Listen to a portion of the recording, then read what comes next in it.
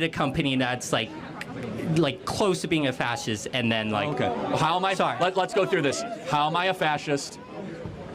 No. Dude, like you. Can you name one thing I believe that's fascist? You believe that like you are.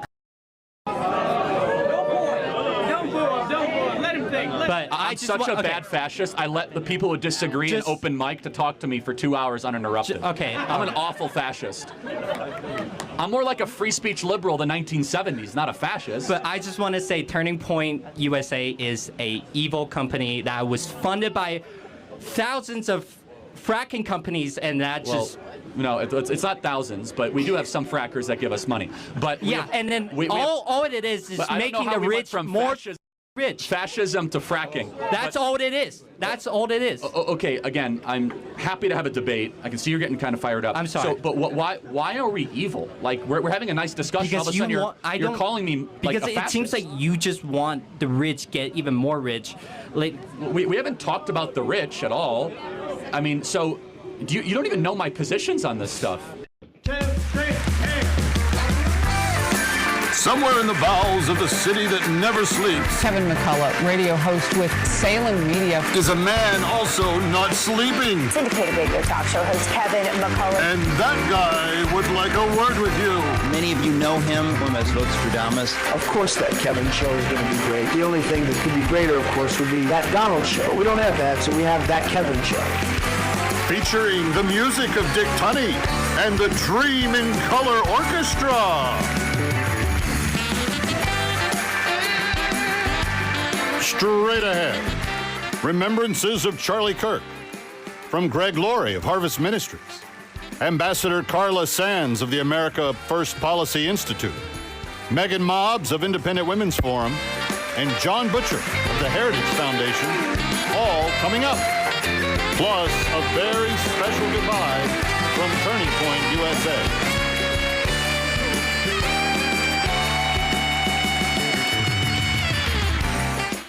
And now from Times Square, where the lights shine bright, even through the shadows of loss, while a nation grieves, he's here to pay tribute. Here's the Kevin.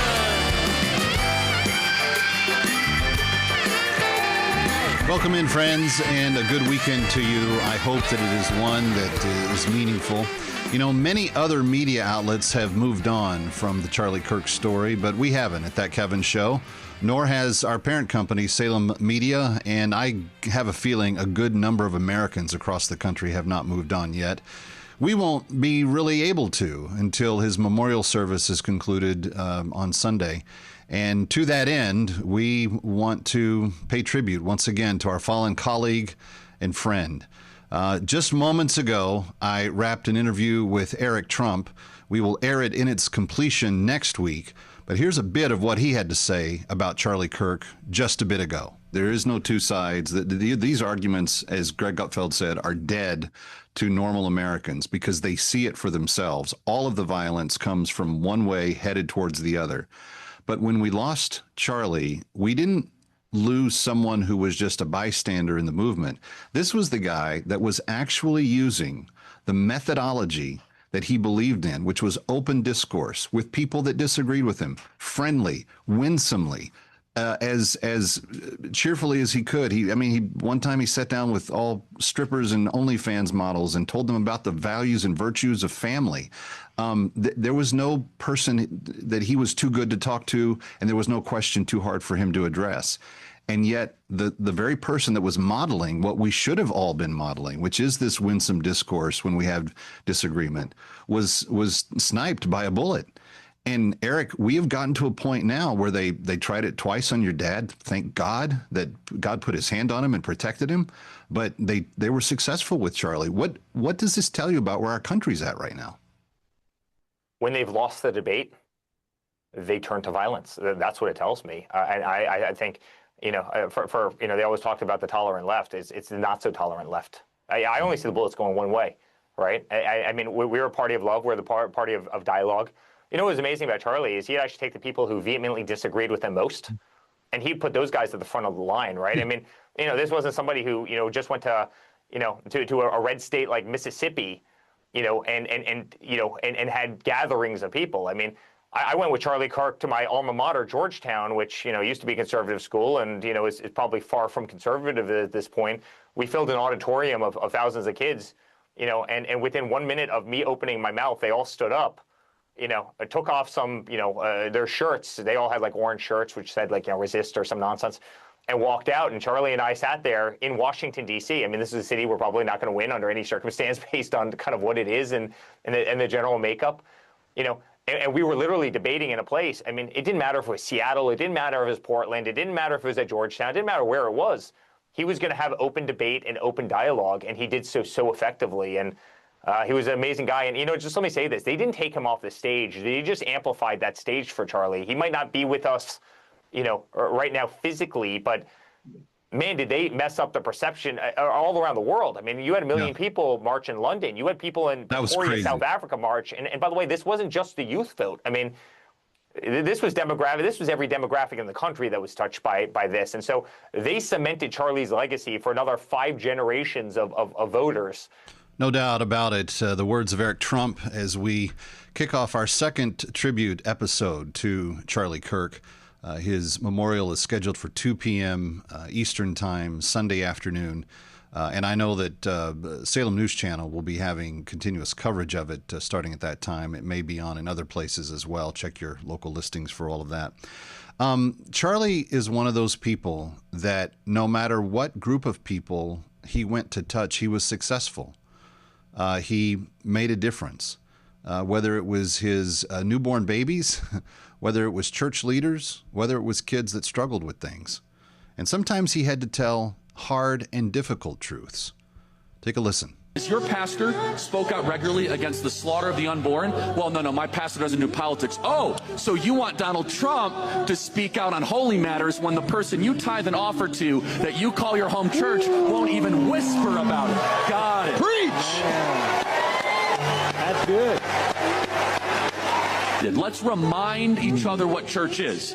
Church is not a place where you go to be affirmed. Church is a place where you go to be saved and corrected. It is not a place to be told about how your lifestyle is the greatest thing ever. You go there to be reminded that you need a Savior and that your life is currently in error. But people don't like that. They say, well, that's not very nice if I tell the people that come to church in that way. Well, hold on a second. What exactly are you running here? Is it a church, which is about correction and elevating the divine? Or is it a place where a TED Talk occurs with organized parking, above average coffee, and a motivational speech, and good music with nice lights? What exactly are you running there? You see, a church, in its proper context, as Andrew has done a great job throughout his career, and what a great example, by the way, for other pastors to follow. A church should be unafraid to go against the culture and not conform to the world, but preach the word. If you thought that he was going to go light on substance, you didn't know Charlie Kirk. But if you only think he was a tough guy, saying the tough things to power, you had the wrong guy. Because there was probably no more kind-hearted, compassionate person who genuinely cared about young people than Charlie Kirk. What took a lot of people by surprise over the last couple of weeks were the numbers of clips that showed his honest, compassionate side.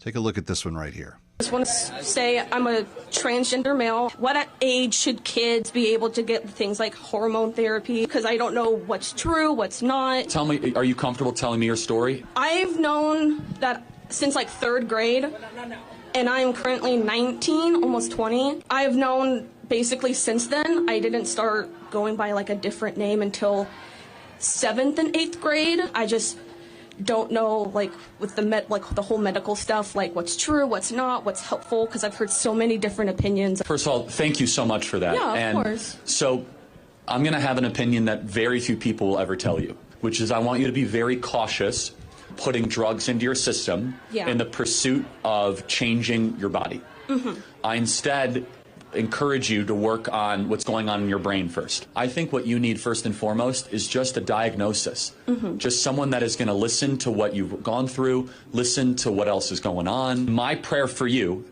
and again, very few people will say this, I actually want to see you be comfortable in how you were born. Yeah. I know that you might not feel that way, but I think that is something that you can achieve. I think that with the right team and the right people, you don't have to wage war on your body. You can learn to love your body. You don't have to wage war on your body. You can learn to love your body. You can find joy. You can find goodness. You can find love. You can find hope. Hope was Charlie Kirk for the next generation.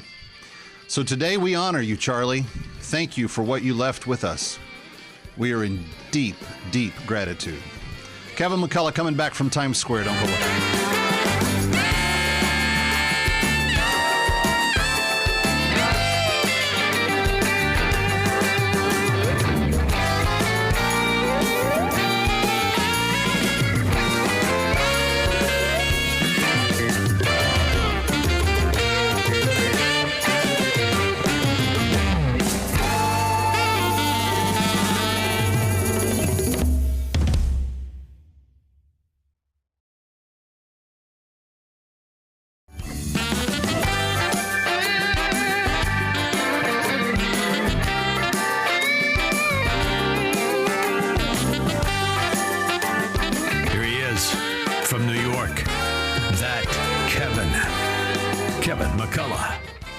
Welcome back to Times Square. It's That Kevin Show, thatkevinshow.com. Glad you're with us. You know that on a weekly basis, we check in with our friends at the Heritage Foundation on a number of different issues across the spectrum. And today, Jonathan Butcher joins me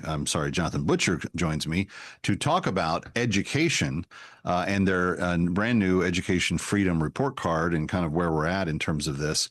Jonathan, it's good to see you again. Thanks for coming back. As we are in the Salem universe, at least, still mourning the loss of Charlie and his memorial service yet to come on Sunday. There are a lot of things that he discussed and talked about and amplified in ways that nobody else could. And I'm thinking about the educational arena specifically. He was so eager to talk to college kids. He was so eager to talk to high school kids, and to help them kind of understand that when they claim they're paying for or getting an education, that they really need to understand what they're getting and how to decipher it from being indoctrination versus education. And I'm just curious your thoughts now that we've had a few days since his passing, and kind of how you think that impacts the educational freedom quotient, if you will. Well, the whole episode, of course, is devastating, and my thoughts and prayers and empathy and compassion to his wife and children. A terrible situation for all who knew him and were friends with him. On the side of what he represented, I mean, he brought debates to college campuses, and there's not enough of that on college campuses or even in high schools today. And teaching young people how to talk through the issues, how to stick to the facts, and how to not let emotion override what we know to be true, what we know to be hard and fast, either data or truths or analysis or explanation. That kind of discourse is not being taught enough, either at the K-12 level or at the higher education level. And that is a failing of the school systems. It's a failing of higher education to not protect not just free speech on campus, but civil dialogue, right? Civil discourse.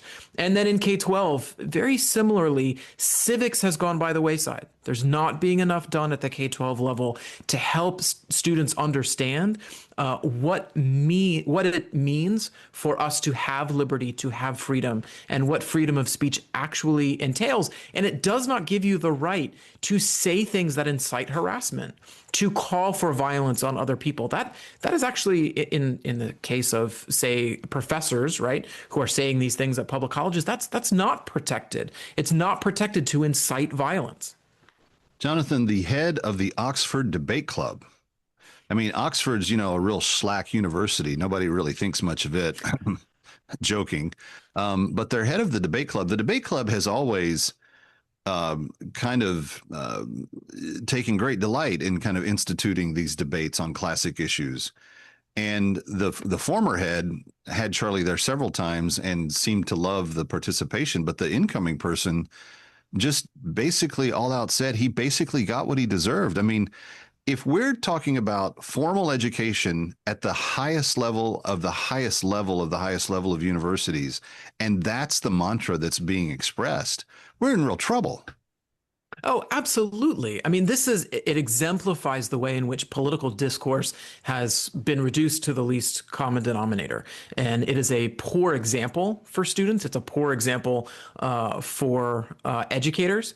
I think that what we can do, what we need to do going forward, both on the right and the left, but speaking as a conservative, I find it incumbent on me and in my discourse to make sure that I can be an example for young people by sticking to facts, by being impassioned even about what I believe in, but you can't do it in such a way where you target other people, where you call for violence. And it sounds like this should be obvious, but as we've seen over the last really since October 7th, right, that the examples over and over again towards especially students who are of Jewish descent in the United States have been harassed, have been physically threatened. All of these kinds of examples of students being chased to hide in the library, right, in Cooper Union in New York. Yep. I mean, these kinds of things are just despicable, and we have to be the better angels of our nature need to be still present there, even in our debates. Well, it's interesting because the late Rush Limbaugh used to say, when they threaten your right to speech, speak louder.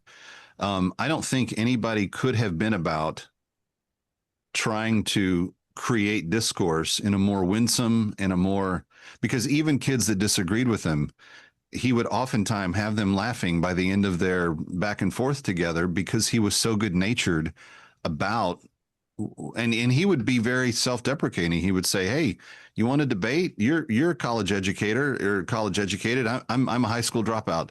Let's debate." And many times the really more evil intent kids wouldn't participate with him in that way, because he did have a quick wit and a solid self-educational system.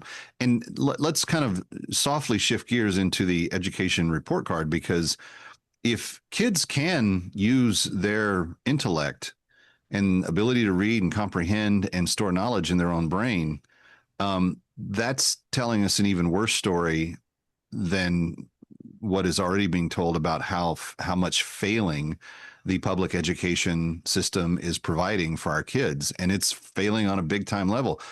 Charlie tried junior college and found it so infuriating, so frustrating, so stymieing that he walked away altogether. But he could explain 7 or 8 of the most prominent schools of economic theory. He could explain biology better than some professors. He could talk about in depth historical fact better than some sociologists. I mean, there is a broadness to the level of information that he took in because he wanted to learn, and he said, the system's failing me. I'm going to learn on my own. Anyway, I'm kind of getting the cart before the horse, but what does the report card tell us right now? Yeah, and that's a great question. And there's a direct segue here, because our report card this year, for the first time, it had a category on civics education. And we actually rated states on how well they deliver civic education to K-12 students. I would point to states like Florida, where they have a civics initiative. They even train teachers how to teach civics to young people. Credit to Louisiana, who overhauled their social studies standards just in recent years. And in their standards, they go out of their way to talk about not just the failings, which is altogether too common, I think, around the U.S. of our founding fathers, but also the things that give students something to aspire to. They talk about the elements of American history that give students something that they feel like they can be proud of and that they want to aspire to reach toward. So Florida, Louisiana have done a terrific job there. South Dakota also overhauled their standards in recent years, very similar to Louisiana in the way in which they talk about American history as giving us something to be proud of. And then more recently, just last week, Texas overhauled their social studies standards and really incorporated all of world history, dating back to even prehistory, beginning in the younger grades, and then using what they called sort of a repeating approach, a spiraling approach. They would revisit these topics as a child goes through their high school education, even through middle school. And so you're helping students to revisit key topics so that they can understand it at a deeper level each time they come in contact with it. So very happy to report that our report card pays special attention to civics. Stick around for more of That Kevin. Next, That Kevin. Kevin McCullough.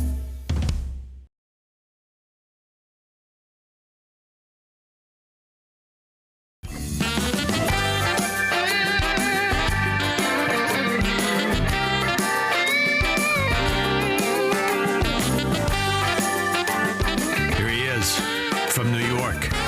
That Kevin McCullough. Welcome back to That Kevin Show from Times Square. Kevin McCullough, glad you're with us. A special edition as we continue our thoughts about the life and the reflection and the celebration of everything that Charlie Kirk accomplished in his short, can you believe it, just 13 years that he was in the public eye. From age 18 to 31, he accomplished all that we know that Turning Point USA, his podcast, his radio show, everything else that he's accomplished all happened within that short, condensed period of time.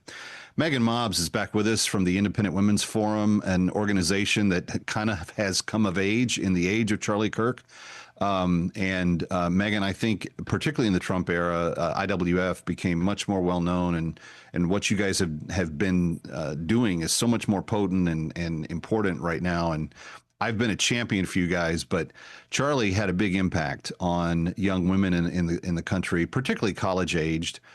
Even those that disagreed with him, he always tried to reach in a friendly manner. What are your personal thoughts?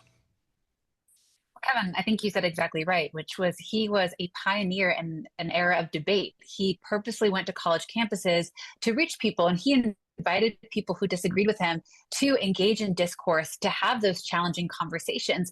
And that's actually what made Charlie so special. It didn't matter that you disagreed with him, it's that you were willing to enter the arena of discourse with him.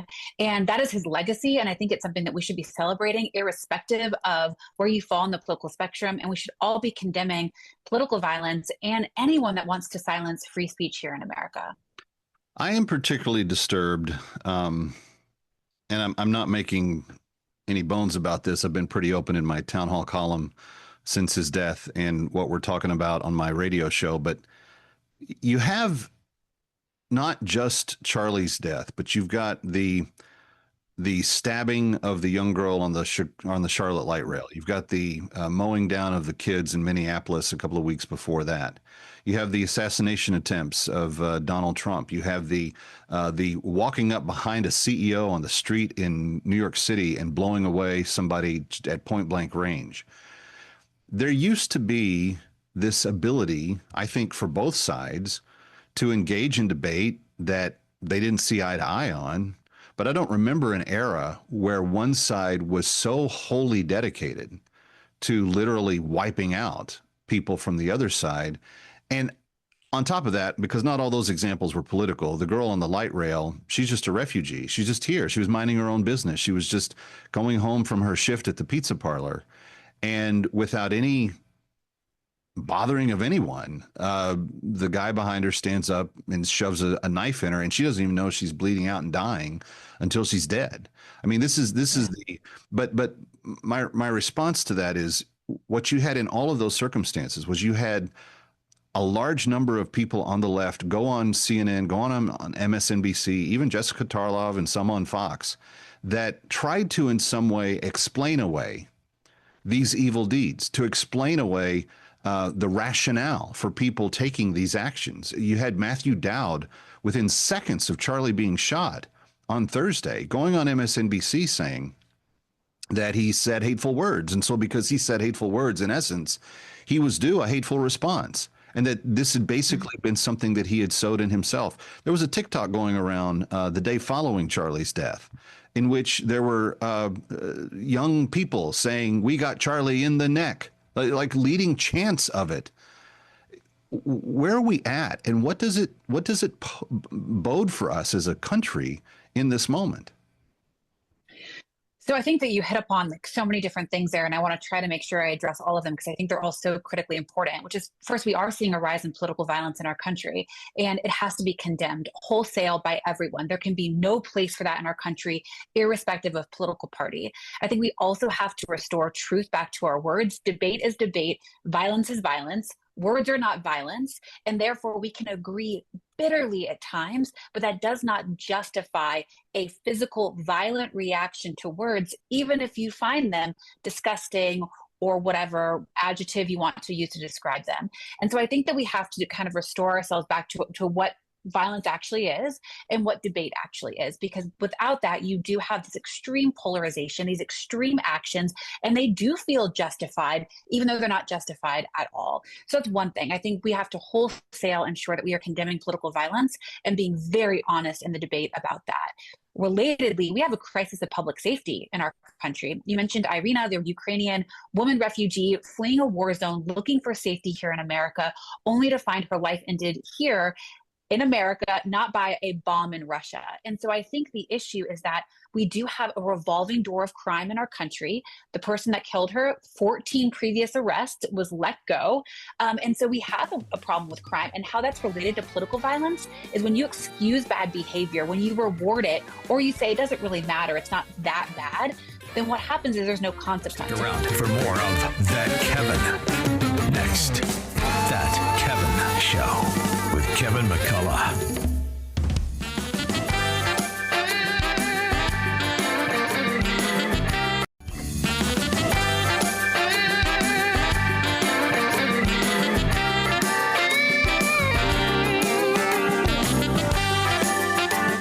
Here he is from New York. That Kevin McCullough. Welcome back to That Kevin Show. Kevin McCullough, a very special edition as we are celebrating the accomplishments in life of a legacy voice, a pioneering mind, someone who had a much bigger heart than he was ever given credit for in the media. This was someone who actually genuinely loved people that disagreed with him, to the degree that he would let them come to a microphone, and as they were yelling at him saying, "You're a fascist," he was like, "I'm a terrible one because my microphone's open to you here to talk to me." We're talking about Charlie Kirk and his passing this week. Megan Mobbs returns with us, and she's written this piece, "The Loss of Charlie Kirk and the Price of Our Divisions." And I want to get into that in just a second, Megan, but I want to go to where you ended in the last segment. You said that on social media, the vitriol has gotten really out of control, and you're absolutely right. And there are those of us on the right that have contributed to that, and we've been harsher than necessary. And there's certainly people on the left that have gone way overboard, calling for the deaths of people. There have been people that were celebrating Charlie's death after he died. It's just disgusting stuff. But one of the areas that Charlie really impacted, and people like my 12-year-old and my colleagues' 14-year-old and other people that had high school and college age kids, is he got into those crevices of society with the message of hope and a new day and American excellence and Jesus. And there were all these ways that he was able to reach past places that nobody else went to. And had it not been for social media, I'm not sure he would have been able to do that. I think you're exactly right. I mean, social media is beautiful in some ways and brutal in others. And I think you're exactly right. The thing about Charlie that was so special and unique, and the problem is right now, of course, you're seeing all, the things that people found controversial brought to the forefront. But to your point earlier, he brought conservatism, conservative thought, faith to an entire generation of young people who felt so strongly about it. I think what's so tragic is I was looking at the videos yesterday, which were so horrific, of what happened to Charlie. The crowd was huge. The crowd was huge because he spoke to so many different people about so many different things. And again, to your point, there was people that showed up that didn't agree with him, but were willing to go listen and were willing to engage him on the content of his ideas. And that's what is the true tragic loss of all of this, is that people have to feel safe on left, right, center to say things and encourage people to debate them, not for it to lead to violence. It's totally one thing for Charlie to say the things that he says, and if you understand them in context, about 99% of the time, no one's going to have a problem with him. The problem was that media purposefully misrepresented him, and making him supposedly out to be a person that would say things that he never said. You talk about this in a column. What did you feel was so important that you wanted to get it across in writing? I think that what I want more than anything is there has to be this calming down of everything.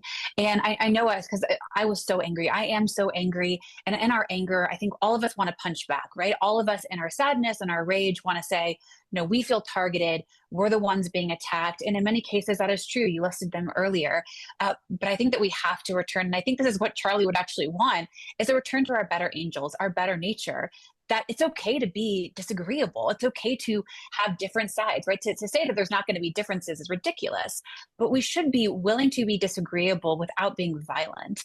And I think in this loss, there's a lot of fear that this is going to be normalized, that if you disagree with someone or you have punchy or unique or maybe outside the norm ideas, that the result isn't going to be a healthy debate. It's going to be violence.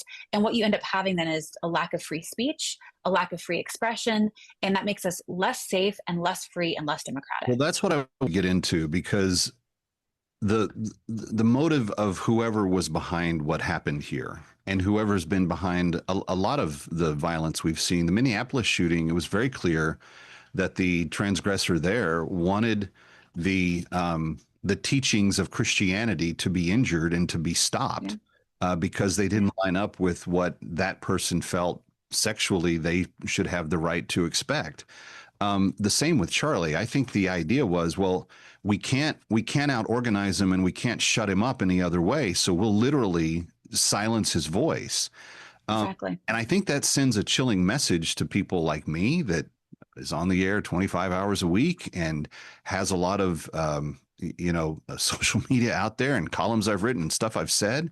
But Megan, the more I've thought about this, and it is kind of a scary day to be living in. I mean, we got notes from Salem management asking us as show hosts and personalities to be extra careful in our, activities abroad and so forth from now on.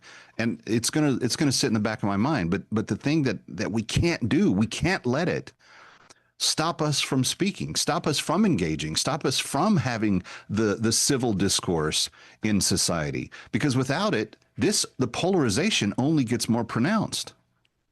I think you're exactly right. I think that this is where we have to be courageous and we have to lean into our fear. I think there's many people who express views that are potentially polarizing or challenging, who are fearful. But I would just say to you and to them, we have to have the courage of our convictions. We have to be willing to persuade and put ourselves out there, because that is the only way that we're going to stay free. And so I think this is a moment earlier. I said we have to unite around the things that make us American, the unique things that we all possess, irrespective of the political spectrum, but that also we have to lean on our courage to be willing to keep speaking. I'm reminded of an old Rush Limbaugh quote, and Rush was accused of being a bit of a bomb thrower and kind of part of the problem, if you believe that there was a problem. But he said, when they come to take your speech away, speak louder.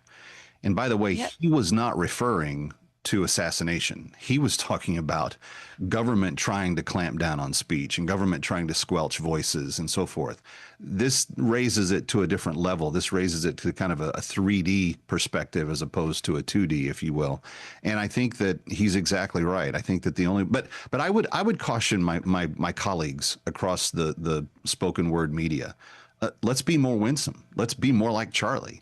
Let's not get so angry with those who disagree with us, and instead engage them from a standpoint of how can we understand what you're saying, and how can I help you understand what I'm saying? I think that when that dies, everything else dies with it.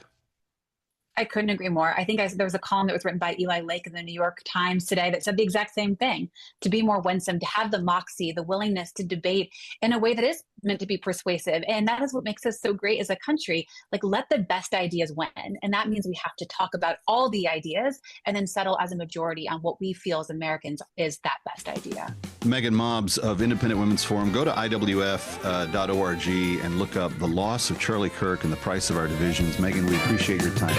Ready or not, we'll be right back. That Kevin.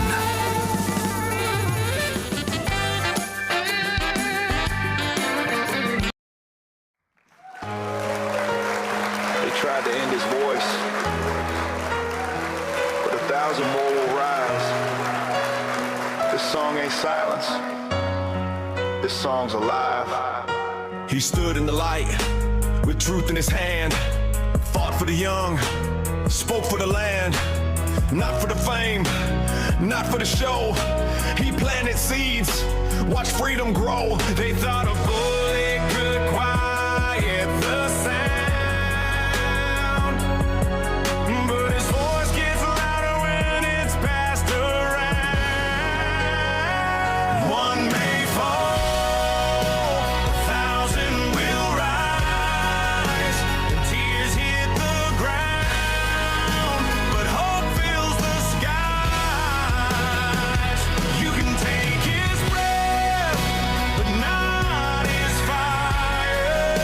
His words live on, lifting us higher.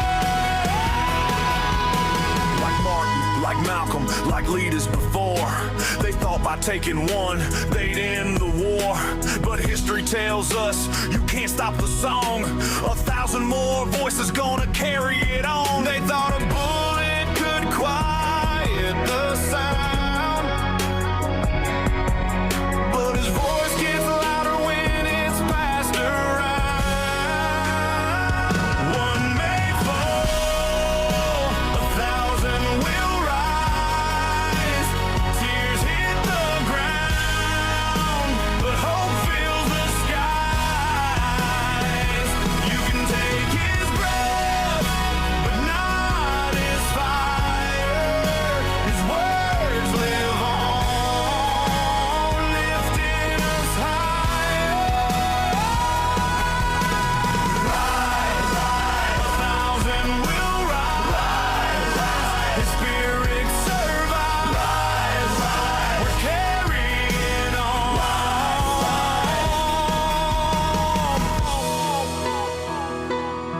They thought a bullet could quiet the sound, but his voice gets louder when it's passed around.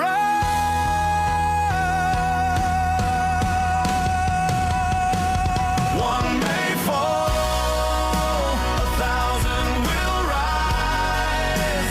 Tears hit the ground, but faith never dies. You can take his breath, but not his fire. His song lives on, taking us higher. Rest now, brother. Your light still shines. They took your voice, but 1,000 will rise. Red Pill North and a tribute to Charlie Kirk as we continue our tribute in anticipation of his memorial tomorrow morning. You can watch it all on the Salem News Channel, live and uninterrupted. Kevin McCullough coming back. Hour 2 of That Kevin Show straight ahead.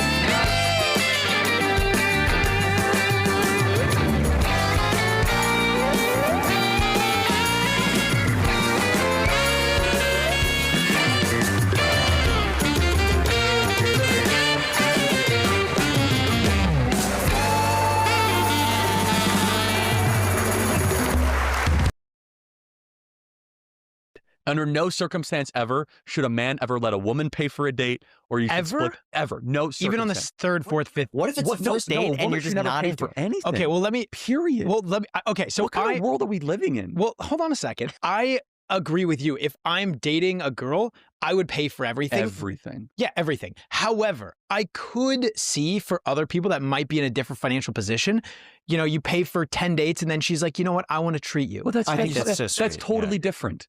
No, what we're talking about is like, oh, we're going to alternate. Like, well, what's your serious? And she wants to take you out to something for a nice dinner. And you might, by the way, if you have the intent to marry, you're already like kind of blending finances. Like, I get that psychologically. But like, if you're like, oh, we'll take turns, like, oh, well, you know, you pay this time, I pay this time. What's your advice to a girl who the guy she's currently seeing, he says that? Oh, do not marry that man. But here's the thing. I feel like they should always break off. offer. Great. But they should offer. They should pull out the credit card. The woman? Of course not. Just to offer. No. It's a nice gesture. No, by the way, no. This is feminism. Feminism is that you have to be this like self-independent. This is not a nice gesture. It's you trying to be like egalitarian. No. You as women should want to be provided for. In fact, you should have an expectation that you as a woman are so important and so critical and so necessary and beautiful that it shouldn't even be a question. Somewhere in the bowels of the city that never sleeps, Kevin McCullough, radio host with Salem Media, is a man also not sleeping. Syndicated radio talk show host Kevin McCullough. And that guy would like a word with you. Many of you know him from Nostradamus. Of course that Kevin show is going to be great. The only thing that could be greater, of course, would be that Donald show. We don't have that, so we have that Kevin show. Featuring the music of Dick Tunney and the Dream in Color Orchestra.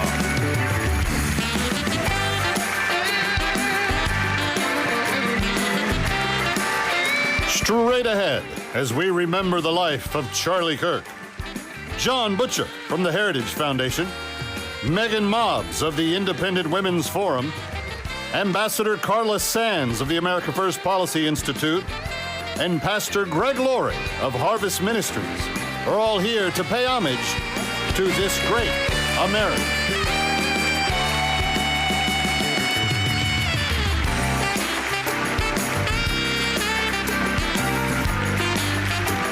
And now, from Times Square, the beating heart of a nation that is still grieving, yet unbowed.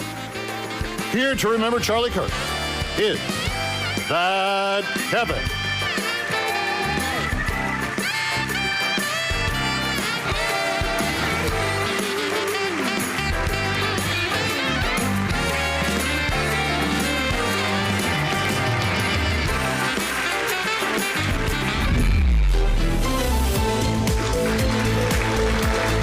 For Assignment Desk Weekend, I'm Kevin McCullough. 1 week after the shocking loss of Charlie Kirk, America prepares to honor his life and legacy. On this edition of Assignment Desk Weekend, we'll take a look at the leadership transition at Turning Point, the fallout in late-night television, and the thousands expected to turn up at Sunday's memorial service in Arizona. This week, Turning Point USA formally named Charlie's wife, Erica Kirk, as its CEO and new chair. It was discussed, and a move that Charlie long favored as he had had private conversations. She takes the reins of an organization surging with new energy. Campus chapters are expanding, donations are rising, and young conservatives are lining up to carry the torch that Charlie lit. Meanwhile, media headlines erupted when ABC suspended Jimmy Kimmel Live, following the host's tasteless remarks about Kirk's assassination. Major station groups, including Nexstar and Sinclair, among them, went further by pulling the program altogether. Some have even replaced Kimmel's slots with tribute specials honoring Charlie Kirk. In the meantime, guest hosts have filled the mic, but the future of the show remains very unclear. Attention now turns to Sunday in Glendale, Arizona, where State Farm Stadium will host a massive public memorial. Officials anticipate thousands of mourners, activists, pastors, GOP leaders, ordinary Americans, all who saw Kirk as a voice for their values. President Trump, Vice President J.D. Vance, Secretary of State Rubio are among the confirmed speakers. Security preparations are extensive, befitting both the size and significance of the gathering. Kirk's death has only intensified the reach of the movement he started at age 18. Under Erica's leadership, Turning Point is pledging to press ahead with campus tours, America Fest, faith initiatives, all on schedule. Analysts say this moment will define whether the organization can thrive without its founder's presence. So far, momentum suggests it will. With social media engagement spiking and new supporters rallying in wake of the tragedy, Charlie is gone far too soon. But as Sunday's memorial approaches, it's clear. The voice echoes in the leaders he inspired, the family he cherished, and the millions he reached. From Times Square, for Assignment Desk Weekend, I'm Kevin McCullough.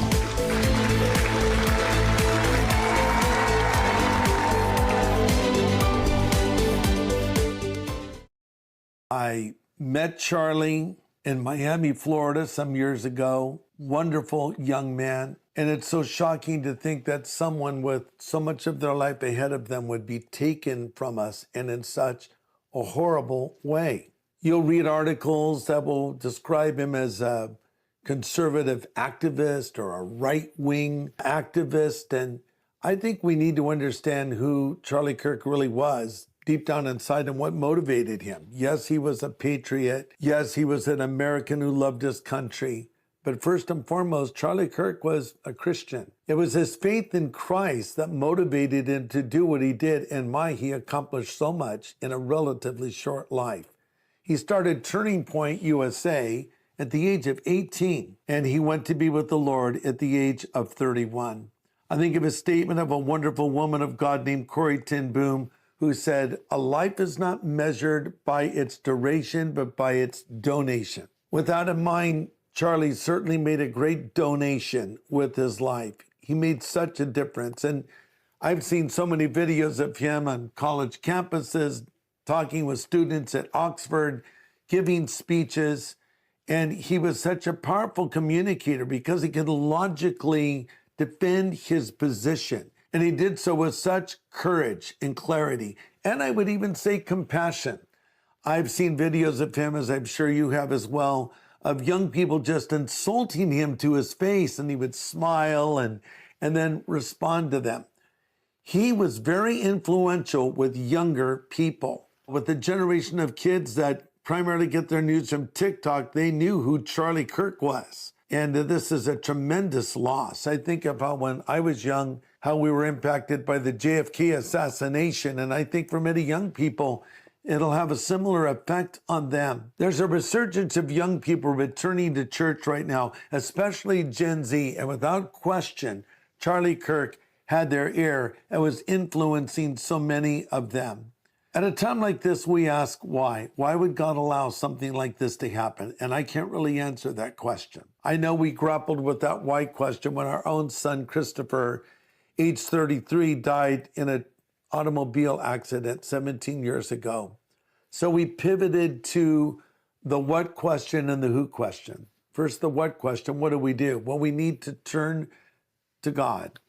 And I think that we need to be inspired by Charlie's life. He was carrying the baton, and one would have thought he would have carried it for many more years, but now his race is done, but he hands that baton off, and we need to carry it to the next generation and call them to Christ and speak boldly on cultural issues and not be embarrassed or be ashamed. But then there's the who. Who do we turn to? We turn to God. See, here's the thing. Charlie Kirk is in heaven right now. He's safely in the arms of Jesus. The moment he took his last breath on earth, he took his first breath in heaven. The Bible says when we're in God's presence, there is fullness of joy, and on his right hand there are pleasures forevermore. Charlie is safely in the arms of Jesus. And the Lord perhaps has already said to him, "Well done, good and faithful servant. Enter into the joy of your Lord." But let's really remember to pray for Charlie's wife, Erica, and his 2 children who will not understand why their daddy's not coming home. And what a tragedy and what a loss this is. But what a legacy he left with his life. I think of the words of Jim Elliot, who was martyred for his faith. And he wrote in his journal, "I don't seek a long life, I seek a full one like you, Lord Jesus." Charlie lived a full life, and he made a big difference with his life, and his legacy will continue on. So we thank God for him, and we thank God for the influence that he will have, I think, perhaps even more in the months and years to come, because he left so much material behind. He was so active, so busy, fulfilling the mission God called him to. And I would close by saying this. I pray that there will be a spiritual awakening in America. I know that was something Charlie cared about and talked about a lot as well. You know, when I was younger, we had the assassination I already alluded to of President Kennedy. Then Martin Luther King was assassinated. And not long after that, RFK, the brother of President Kennedy, was assassinated as well. And on the heels of that, a great spiritual awakening broke out in America called the Jesus Movement. May God use the life and the legacy of Charlie Kirk to remind America that we need to turn back to God. Greg Laurie on That Kevin Show as we continue our memory, our legacy look back leading up to his memorial service tomorrow. I hope that you will stay with us. Kevin McCullough from New York. Ready or not, we'll be right back. That Kevin.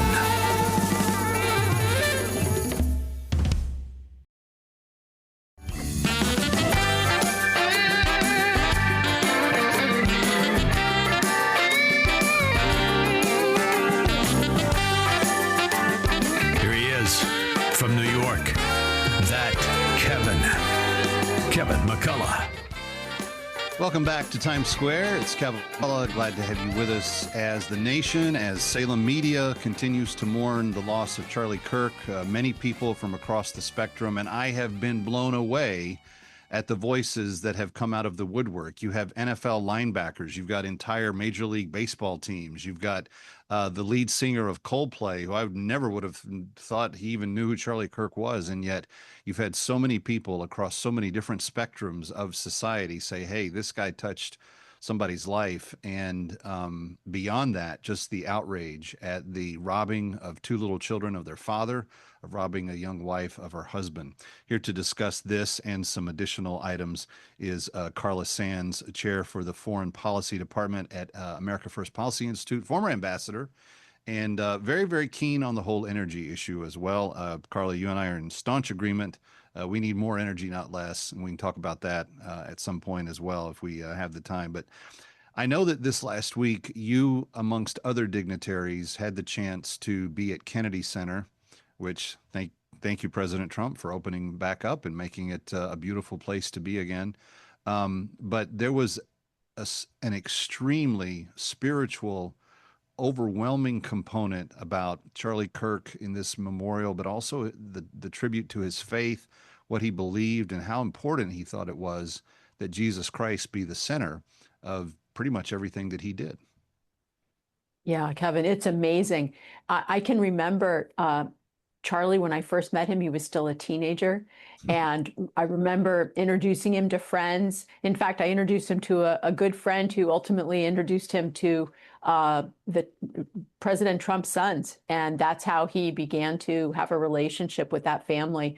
He was an extraordinary young man. He understood how to communicate with people, no matter who they are, whether they're old or young, it didn't matter. And he learned how to talk about the scripture in reference to everything he did, so that he had an amazing verse for all of the points he was making with young people as he spoke with them. It was so exciting to see him in action and how he transformed his idea, so just an idea, to when I would go to these conference rooms at hotels when he was first starting out, and there'd be maybe 30, 40 people, to these extraordinary events where it was literally at his event in Phoenix that RFK Jr. endorsed President Trump, and they had that big moment that so many of us watched. Well, and the interesting thing about that, and it pertains to his use of scripture, but also it pertains to his use of knowledge. Carla, you and I have both been around a lot of elected leaders, a lot of people that rush out to a podium. I mean, I think the most dangerous place on earth is between Chuck Schumer and a press conference podium on any given Sunday afternoon. But there's all these people that seek the limelight, seek the opportunity to have a microphone and to say things, and don't know anything about what they're saying. And the remarkable thing about Charlie was that as he did the Prove Me Wrong tours, which were kind of, in name, they were even kind of a little deceptive because they weren't hostile. The kids came up and tried to prove him wrong, but they were friendly, and he was friendly. But he never used notes. And it could be discussing biology and scientific theory of the origins of the earth. It could be one of 9 different economists that he had studied and talking about economics. It could be national foreign policy, of which is very complicated. And even experts in Washington disagree a lot of times on how to go about those things. Or it could be spiritual. It could be family related. He had very strong opinions about how men and women should court and date and everything else. And he never had any notes in front of him. It was all from inside the mind that had studied and packed that information in there. You're so right. You know, when Charlie would engage with the students, they loved it because nobody else was taking on any question. There was so much, subterfuge. He brought light where there was darkness. He brought truth where there was falsehood. If you think about so many issues that just lies are being jammed down the throats of young people. But I think that the loss of Charlie is, for me, it's a moment. It's like The young people have just now been attacked, right? One of their leaders has been killed. So what are they going to do about it? Are they going to step up? Because courage built our country. Courage will save our country. I'd love to see 10,000 Charlie Kirks emerge from this tragedy. Yeah. I know as a Christian, God takes tragedy and terrible things and turns them into blessings. That is certainly something that I think any of us that have lived through a deep tragedy in our own lives have seen to be the truth. I do want to ask you about this idea that the people that oppose him, and they're the same people that oppose President Trump in large part, they're the same people that oppose what was the majority of the electorate in the last election. There seems to me, Carla, to be a darkening of their soul. It is getting darker inside their hearts. They are going to more and more extremist ends to try to achieve their policy and their directional goals. And when they can't out reason somebody like Charlie Kirk, then the only thing that they feel like that they can do is to silence him. And we saw that with Dr. King. We saw that with John F. Kennedy. We saw that with RFK Jr.'s dad. We haven't had a political assassination in this country in a very long time. And yet here in literally the blood of the martyr, we are seeing the exposing of the left's agenda kind of coming to fruition. And it's a very ugly picture of where we are. It is. And there's a couple of things that I'll refer you to that RFK Jr. said. But first, I just want to reflect that people may want to go and watch the words that President Trump said from the Oval Office not that long ago regarding Charlie's death and what he stood for in our country. Yep. But RFK Jr. not that long ago said something. He said the only thing that's going to save our country is a spiritual revival. That's from RFK Jr. And then, yes, there was a few. When he spoke at Charlie Kirk's memorial, he talked about how his niece is going to study in Europe, and her mom noticed her putting a Bible in her suitcase and said, "Why are you taking a Bible?" And she said, "Mom, because I want to live like Charlie Kirk." And so while we have the darkness coming from the left, I think, yes, it is a spiritual battle, but we can see we all want to be like Charlie Kirk on the right side. Yeah. And light destroys darkness. Light defeats darkness. And so if I will just say, don't be silent, talk to people. And as far as the evil and the violent people on the left, I think that President Trump and his leadership will quell that.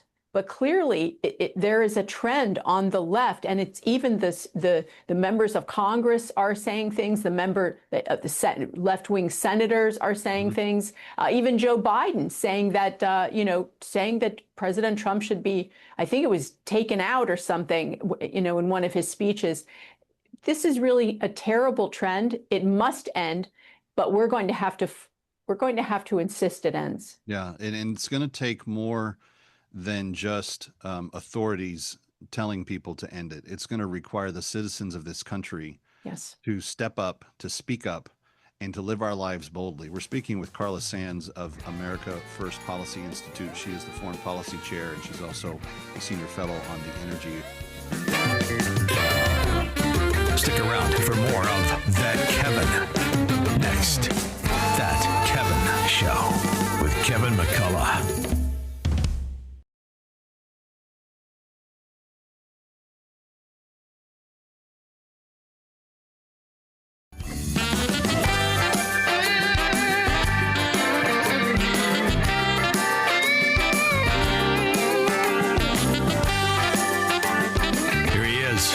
From New York, That Kevin McCullough.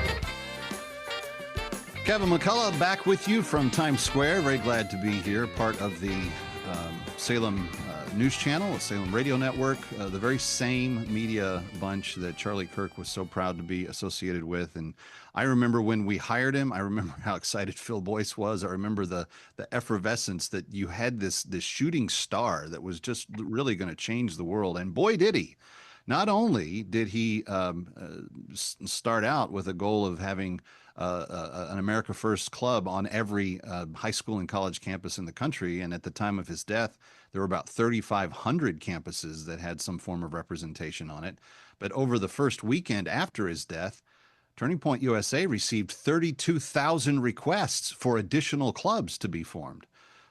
That's more than the 23,000 campuses that exist in the U.S. So we're going to get to that goal being fulfilled, I hope, very soon. But an amazing thing.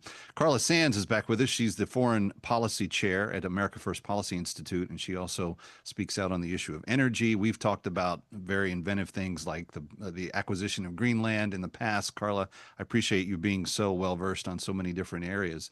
But since you are a former ambassador and you've spent a lot of time in foreign places, you probably took note that over the first weekend after Charlie's passing, there were breakout marches and crowds and vigils in places that I did not even know knew the name of Charlie Kirk. Now, obviously, he's been to the UK and he's debated at Oxford a time or two. Those are legendary. You see those on the internet.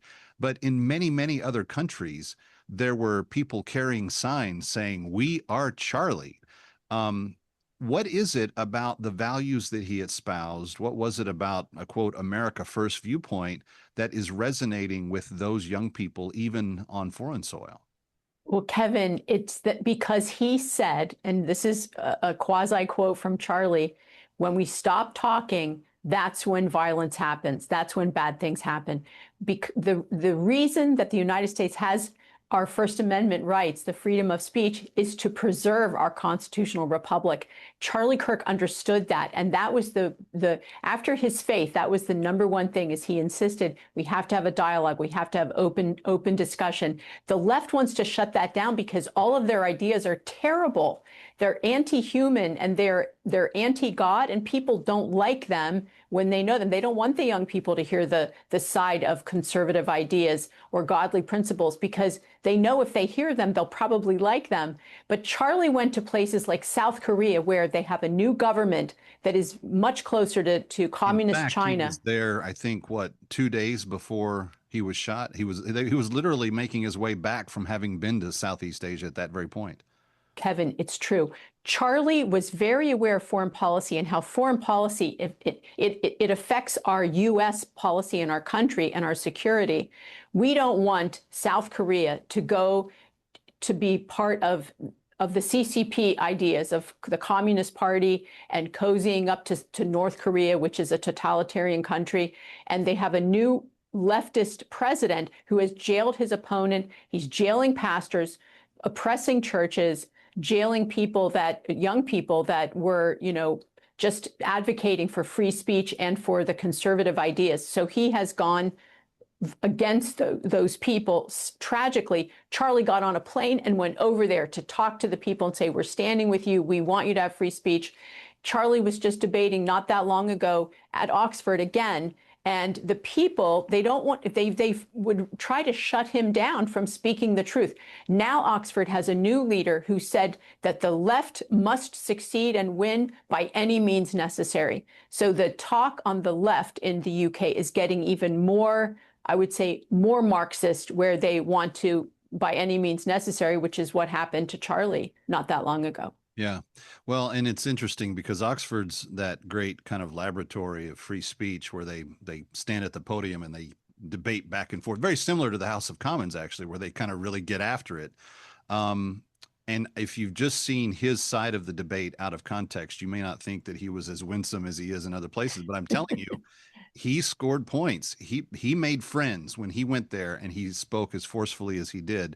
And he didn't.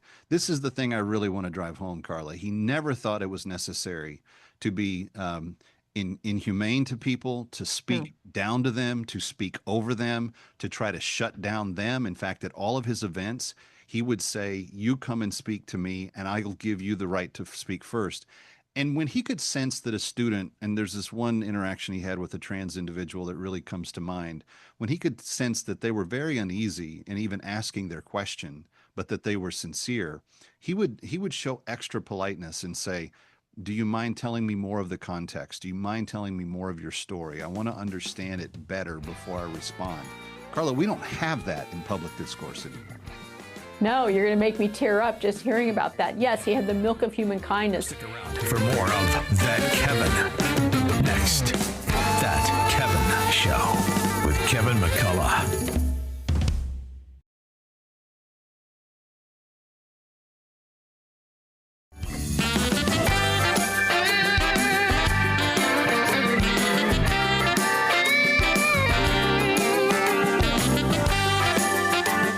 Here he is from New York, that Kevin McCullough. All right, friends, as we continue this weekend of memorializing Charlie, of course, pointing to his memorial service coming up Sunday, here's some comments I made at a gathering in the New York area this week. We gather tonight under a shadow that we wish we didn't have to face.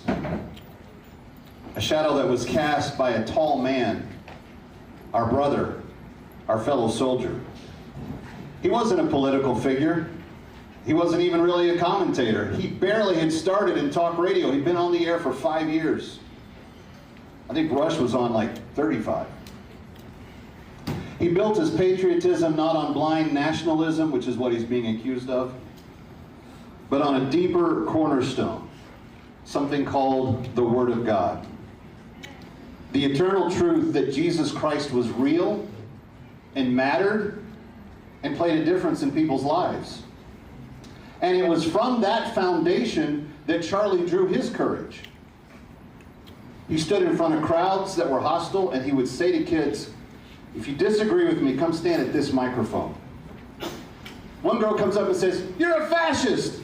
And he says, I'm a terrible one, because I'm giving you the microphone. He was winsome, and he always cared more about reaching the person than winning the argument. Hear me carefully on that.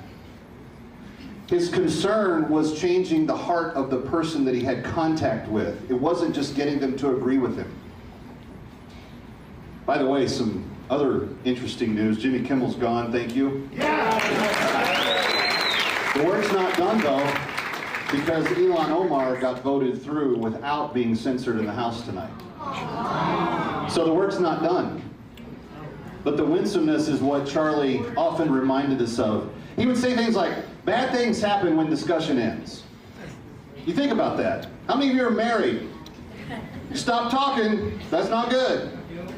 Countries start talking, goes to war.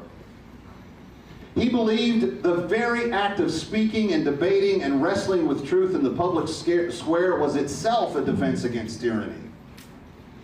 This guy modeled what the founding fathers were. That's why he took every question, even the hard ones, even the hostile ones. He knew that when voices were silenced, when dialogue dies, darkness always rushes in. And so he kept the conversation alive, sometimes at great cost to himself, because he knew America's survival literally depended on it. I remember one of the things Charlie also said, the best days of America can still be ahead if we're willing to fight for them. He wasn't the first person to say that. Benjamin Franklin said it many years ago. She's a great gift if you can keep her. Tonight we grieve the voice that's been silenced, the leader taken too soon. We grieve with his family, his beautiful wife, his precious children.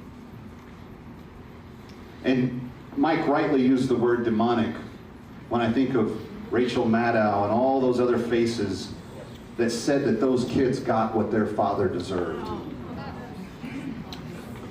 Our grief must not paralyze us, because Charlie himself would not have stood for that. He got death threats at every college campus that he was at. When he started, he only had a couple of campuses. When they took him from us, he was on 3,500 campuses. And over the last 6 days, 50,000 applications for Turning Point chapters have been applied for. 50,000 applications. There are only 23,000 campuses in the country. America is wounded. Our politics are broken. Our culture is sick. Truly sick. 41% of Gen Z believe it's okay to have political violence to get your point across. But friends, we do have hope. Violence has entered our public square, but so has faith. Through Charlie, through the 10,000 Charlies that he's given birth to in the last 6 days, so has truth. Charlie Kirk's life was proof that even one voice speaking truth without apology can move a generation. We are hopeful that Jack Chitterelli will be here tonight. I'm hopeful that he will come. Moms for Liberty is here. Thank you, Alex. The leaders are here. Families are here. Believers are here. Believers, are you here? And let me make it really clear, the presence of so many faithful Americans in this room is evidence that Charlie's mission isn't over. It's just begun. His race is finished, but not ours.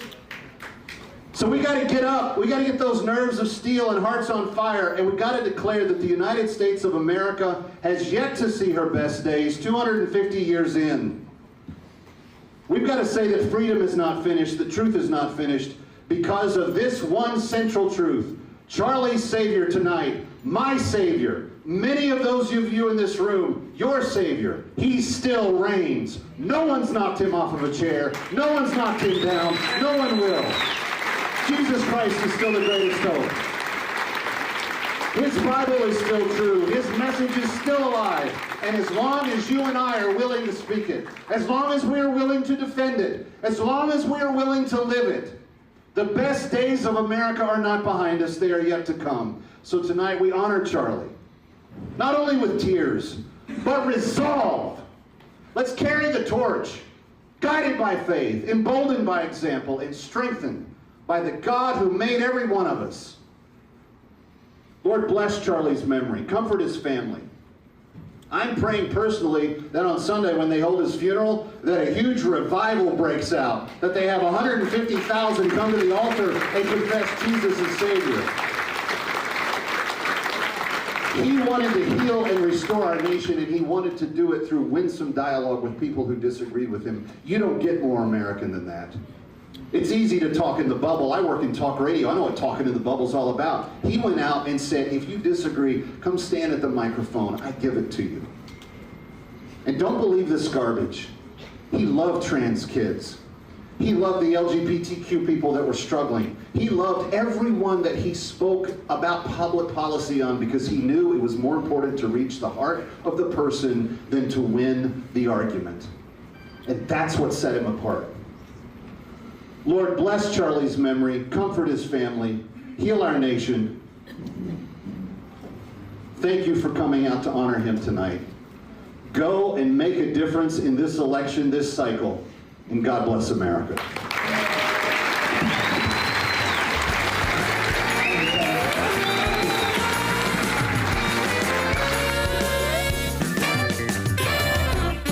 Stick around for more of That Kevin. Next, That Kevin Show with Kevin McCullough. Welcome back to That Kevin Show. Final tribute from those who knew him best. We're active in about 15 campuses, and we're growing very, very quickly. And keep in mind, this is not just a flash in the pan movement. We're going to become an institution to give them the power and the confidence to stand up and let their voice be heard. I started this organization when I was 18 years old. I decided not to go to college. I didn't get in my dream school, which was the United States Military Academy at West Point. I have this idea to galvanize and motivate the future youth of this country around a core set of ideas, not just political parties or politicians. And the ideas are really America's the greatest country in the history of the world. The Constitution is the greatest political document ever written, and free enterprise is the most assured way to lift people out of poverty and create prosperity for all. Those are the three big ideas. And I think that's something that can win.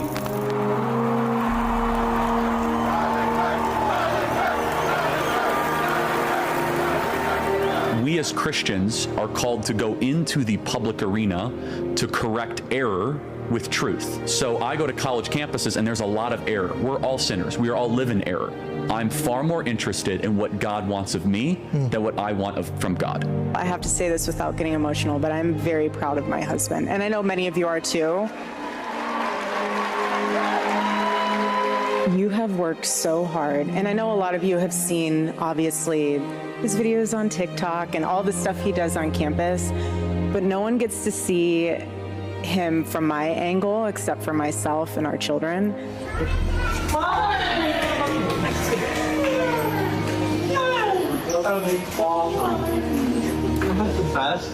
And the sacrifices that he made this year, He's amazing. I'm very blessed. And I would not have been able to do any of it without Erica. And that's the real truth. I'll tell you what. You are here as a grassroots response to the top-down revolution happening in this country. I want our Turning Point USA students to receive a round of applause. These are the freedom fighters of America. And the media said that Turning Point could never run a ground game. They weren't experienced. They didn't know Charlie, right? This is the greatest generational realignment since Woodstock. This generation is the most conservative generation that we have seen in well over 50 years, and the numbers show it. What young people especially are screaming at is they say, give me a structure that I can live my life by. And especially with young men, more challenging of them, more saying, you know what, honestly, I'm not gonna talk down to you. Stop being a boy and become a man. You wanna learn what that means? Come to church and I'll tell you what it means to become a man. Because we have the greatest story ever told. What can I do to save the country? You answer that question every single day because you are doing the work to save this beautiful republic. You are doing something that is bigger than you. If everything completely goes away, how do you want to be remembered? I want to be remembered for courage for my faith. That would be the most important thing. Most important thing is my faith in my life.